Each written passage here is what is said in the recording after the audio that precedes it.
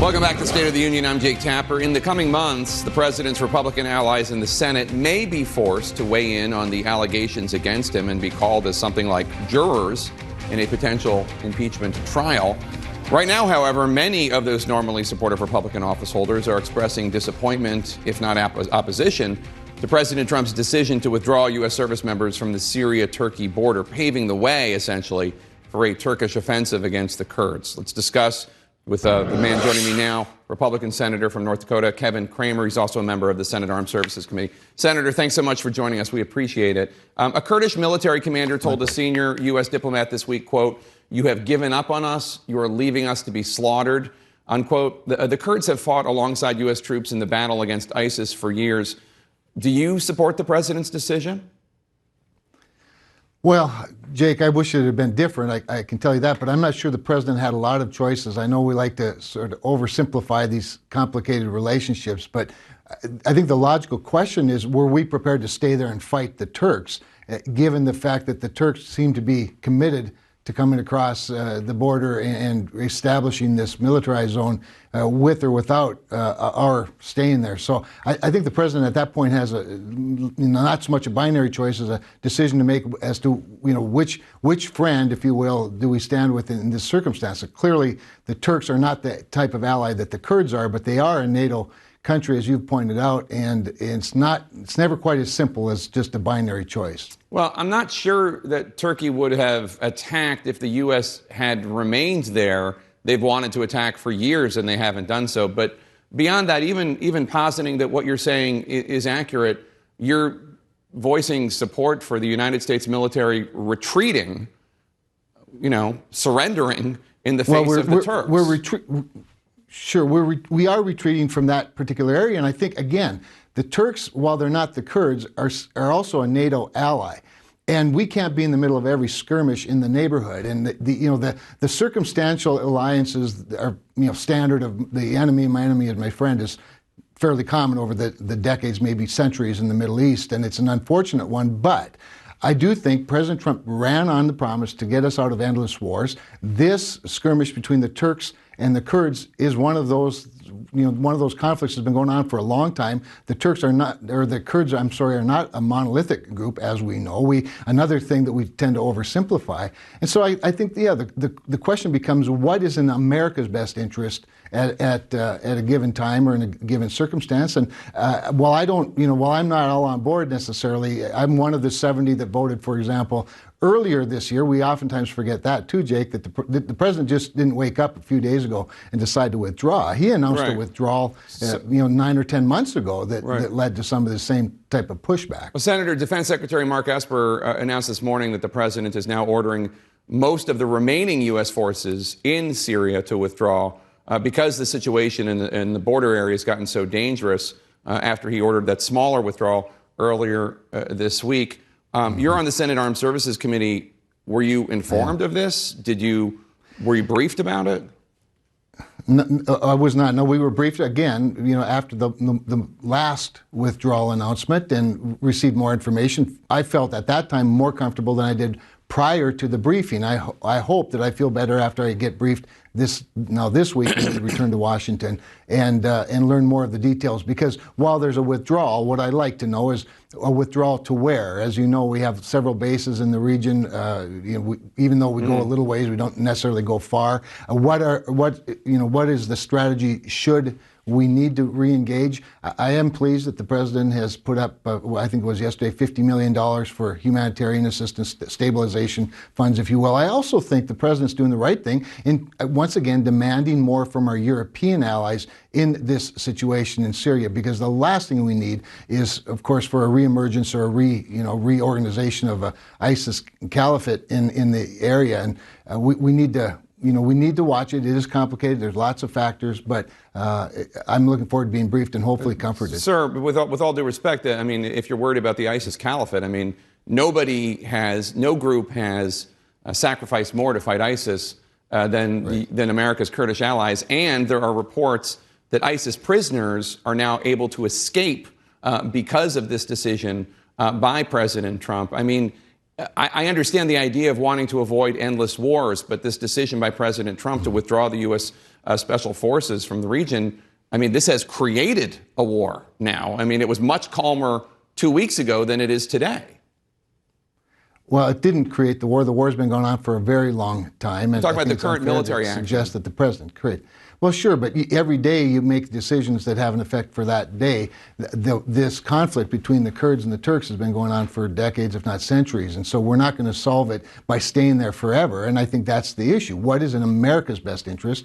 And I think the president is, well, again. Yeah. Be clear, I support the Kurds, but I also don't want to oversimplify it and make it a binary decision, which at this point, if you're against Donald Trump, that would be 100% of Democrats. You know, you're going to take the opposite position of his, and some Republicans the same. There are a lot of thoughtful Republicans and Democrats, I think, that are considering all the aspects of this, and I think we need to. But yes, nobody's been more faithful than the Kurds, particularly with the war on ISIS and holding the ISIS fighters. And therein lies, in my view, I think the other problem, and that is, what about our European allies? When are they going to step up? Why aren't they taking, for example, the ISIS fighters to come from their countries? The president's right to push that issue, and this may be the only way that he can.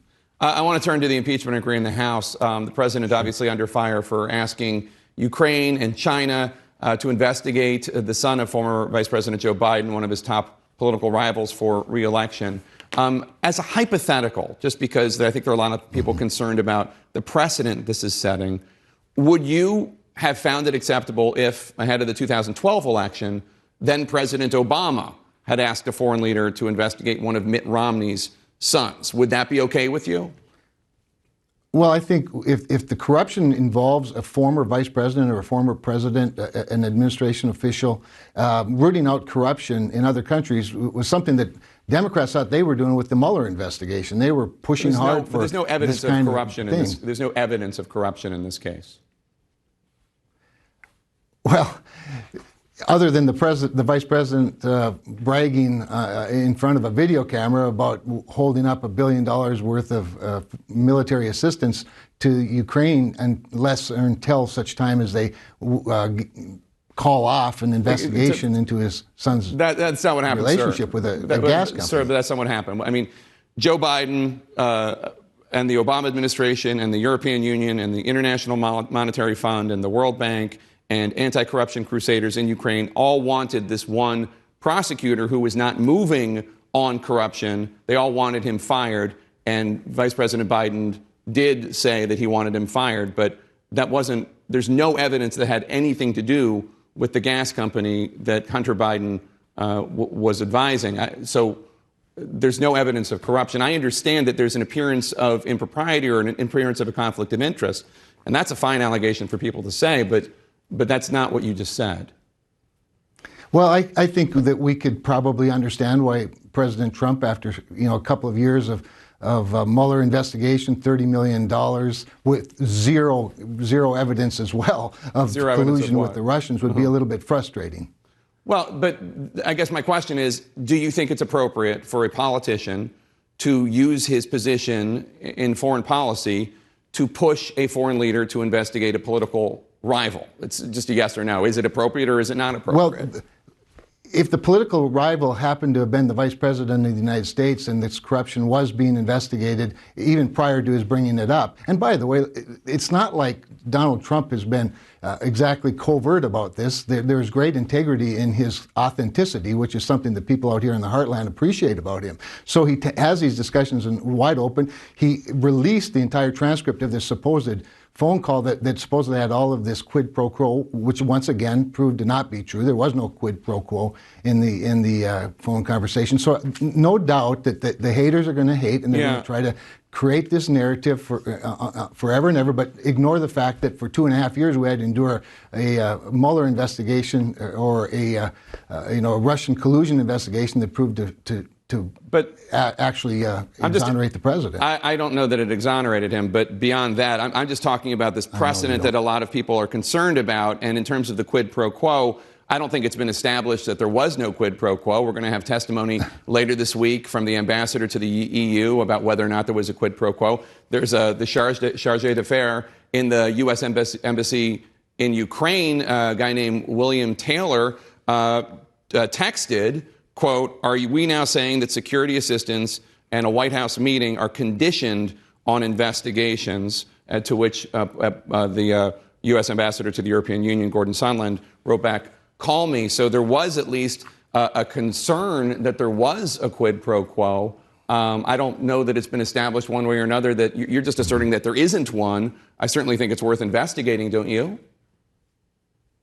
Well, if it is, then it's certainly worth investigating whether Hunter Biden used his status as the son of the vice president to fly around the world on Air Force Two and gaining all kinds of government contracts and positions with companies that he has no qualifications to serve for, and getting a large paycheck as a result of it. So maybe it's all worthy of investigation. Are you really not capable of answering a question about whether or not it's acceptable for a president to ask a foreign rival to investigate his political rivals, to ask a foreign nation to investigate his political rivals, without bringing up Hunter Biden? I'm not defending Hunter Biden getting these gigs. I'm just saying, right. Can you say that this is a precedent, and now in American foreign policy, it's going to be okay for a Democratic president to push China or Russia or whatever to investigate the children or the family of his political rivals? Is this now the country we're going to live in?